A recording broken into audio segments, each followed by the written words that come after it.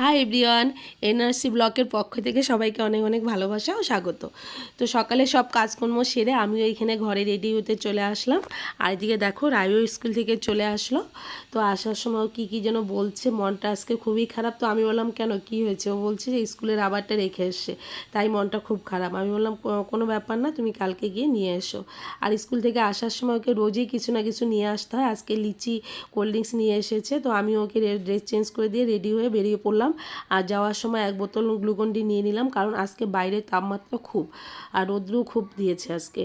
তো ওইখানে বসে বসে লিচু খাচ্ছে আর আমাকে টাটা দিচ্ছে। তো এখন বাড়িতেই থাকবে, আমিও বেরিয়ে পড়লাম। আর দেখো বাইরের আজকে ওয়েদারটা এত রৌদ্র, বাইরে দেখাই যাচ্ছে না।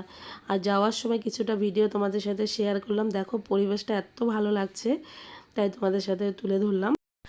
আর এদিকে দেখো আমি সেন্টারে পৌঁছেও গেলাম। তো এদিকে ছাতু দিব, তাই এদিকে ছাতুগুলো রেডি করে রেখেছি। আর এদিকে সবাই ছাতু নিয়ে এক এক করে বাড়ি যাচ্ছিল। তো আমি সবাইকে বললাম একখানে দাঁড়া, একটা ভিডিও করে নিই। আর এখানে দেখেছো বাচ্চার সংখ্যা কতগুলো। তো বেশিরভাগ বাচ্চাগুলো আগেই ছাতু নিয়ে চলে গেছিলো। তো আমি সবাইকে বললাম একটু দাঁড়া, তাই সবাই দাঁড়িয়েছিল আর বাকিগুলো আগেই চলে গেছিলো। আর এই সেন্টারে সত্যি কথা এত বাচ্চার পরিমাণ, তো যাই হোক আমার ভালোই লাগে। আর এদিকে দেখো আসার পথে নদীতে কতগুলো বাচ্চা ছেলে এইভাবে লাফালাফি করে স্নান করছিল। তো আমার জিনিসটা দেখে এত ভালো লেগেছে, তাই একটা ভিডিও করে নিলাম। আর এইসব তো এখন শহরে দেখাই যায় না, এটা গ্রামের পরিবেশ, তাই কিছুটা দেখা যায়। আর ওরা এখানে খুবই মজা করে স্নান করছিল।